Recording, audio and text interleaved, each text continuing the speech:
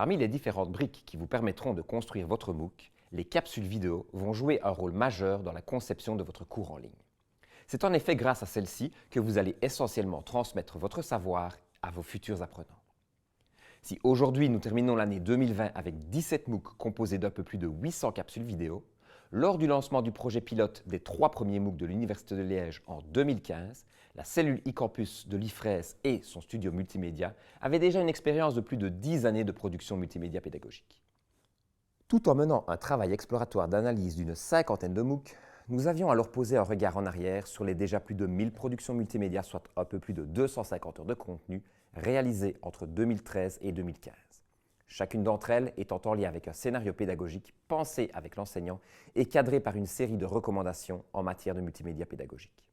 Cette analyse nous avait permis de dégager 7 grandes catégories de vidéos pédagogiques et de co-construire avec Dominique Verpoorten, Jean-François Van de Poel et moi-même une typologie des usages pédagogiques et ressources mobilisées dans la production de capsules vidéo. Prenons le temps maintenant de passer en revue l'ensemble de ces typologies avant de se focaliser ensuite sur celles que nous privilégierions dans la conception de nos MOOC. Dans son format le plus simple, la captation dite écologique propose de filmer l'enseignant directement dans sa salle de cours ou son amphi, durant une leçon ou un événement en présentiel. On pourra éventuellement avoir réalisé un travail préparatoire avec l'enseignant afin de séquencer les supports de formation. La vidéo sera rapidement mise en ligne avec très peu de post-production. La captation écologique peut également être enrichie via l'ajout de supports visuels ou de points d'attention à différents moments de la séance. Ce type de production apporte néanmoins peu de plus-value pédagogique ou d'éléments motivationnels, mais éventuellement se montrer utile lorsque la séance de cours doit être réutilisée dans un autre contexte. Le live streaming, mieux connu au sein de notre université sous le nom de podcasting, permet d'enregistrer une séance de cours ou de formation en présentiel tout en la diffusant en ligne en même temps et de laisser la possibilité de la revoir en différé. Le montage peut être réalisé de manière automatisée avec un dispositif intégré sur place ou réalisé en direct par une équipe de production. On retrouvera aujourd'hui essentiellement ces solutions simples et rapides en complément plus ou moins enrichi à une situation d'apprentissage, un cours ou un événement pensé initialement pour du présentiel, voire pour réaliser une analyse réflexive de son enseignement. Dans cette approche, l'idée est de sortir l'enseignant de sa salle de cours afin de filmer son intervention dans un autre lieu, soit neutre, comme un studio, ou contextualisé dans un bureau, une bibliothèque, en extérieur. À nouveau, la capsule vidéo en face caméra peut être également ensuite enrichie de mots-clés ou autres éléments multimédia qui viendront aider à la mémorisation et appuyer le message de l'enseignant. Ce format peut également être accompagné d'un écran géant qui permettra de reproduire l'écosystème d'une classe de cours en studio, offrant alors à l'enseignant la possibilité de filmer sa présentation face caméra aux côtés de sa présentation.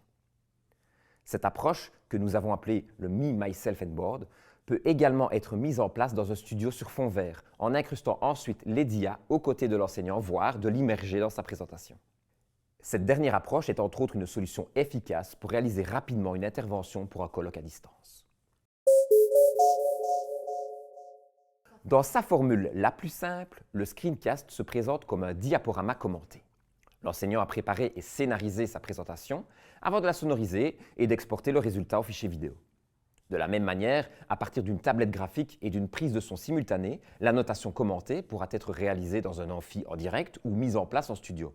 Elle permettra de proposer aux étudiants des corrections ou démonstrations, voire encore la manipulation d'un logiciel ou d'une application web.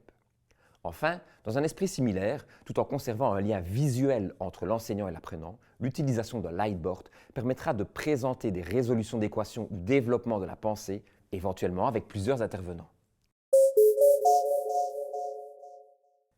Dans cette modalité, la formation est donc présentée sous la forme d'une interview, un échange dynamique avec un expert, voire entre experts.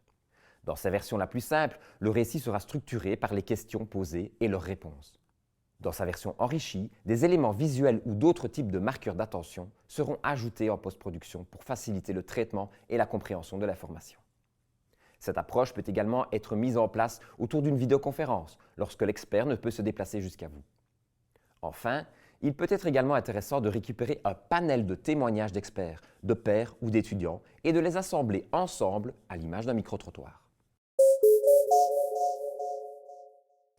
La narration illustrée est un processus qui part d'un discours, d'une expression orale déjà enregistrée par l'enseignant.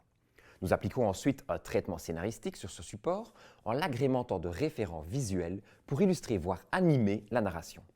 Actuellement, des outils tels que Videoscribe peuvent aider à la création de cette typologie de vidéos pédagogiques. Nous rencontrons ici des films démontrant essentiellement des manipulations, des expériences, des préparations de labo dans divers domaines. Pour ce genre de production, un scénario minutieux doit être établi avant le tournage.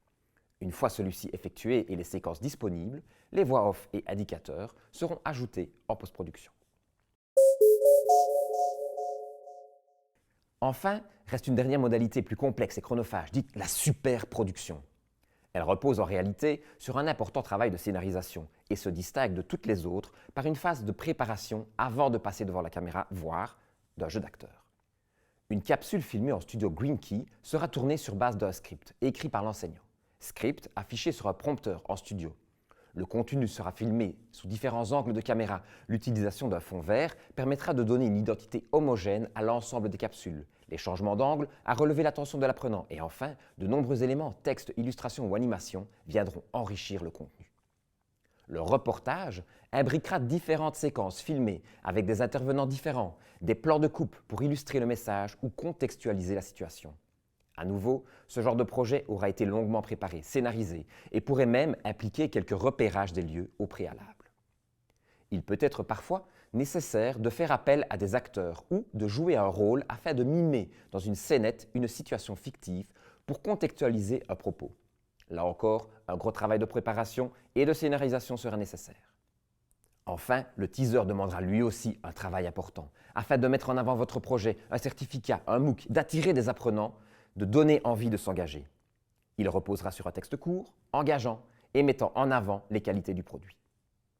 Reste enfin à rappeler qu'il peut parfois être intéressant d'emprunter, d'utiliser une capsule vidéo déjà existante, en s'assurant bien évidemment d'en être autorisé, plutôt que de réinventer la roue.